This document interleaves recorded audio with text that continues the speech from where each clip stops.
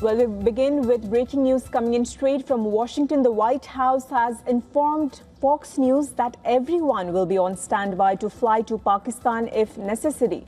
Apparently, Iran reached out and asked for an in-person meeting. White House says the Vice President JD Vance will be on standby. Envoys Steve Witkoff and Jared Kushner reportedly headed to Pakistan. And a short while ago, Pakistan's Prime Minister Shehbaz Sharif met Iranian Foreign Minister Abbas Araghchi in Islamabad. Pakistani Army Chief Asim Munir and the country's Foreign Minister Ishaq Dar were also present at the meeting. Remember, Iran has said that it does not want to have direct talks with US negotiators in Pakistan.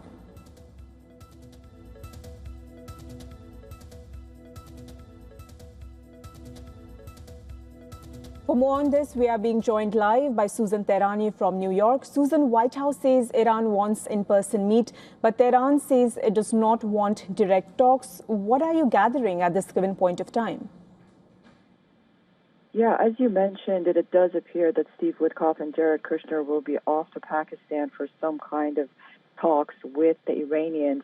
I think the Iranians also have to satisfy a hardline domestic audience at home when they make statements like this, because the last time, allegedly, the negotiating team met directly with the Americans, they faced a lot of criticism, notably by higher-level individuals in the IRGC.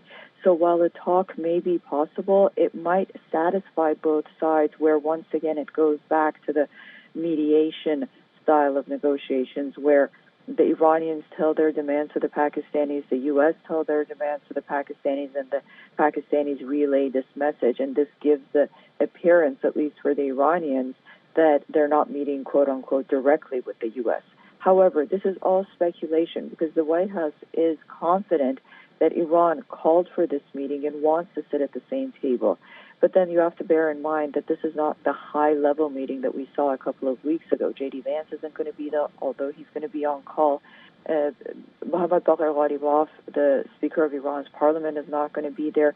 So this is once again somewhat of a lower-level talk that has happened time and again without any results.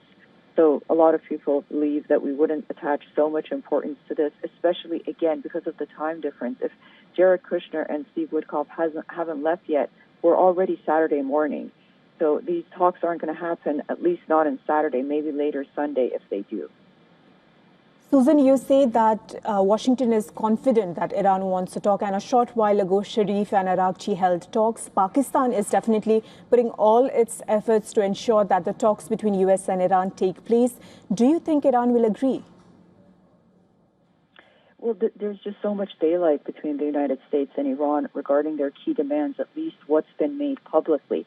Now, the White House says that behind closed doors, these are completely different people.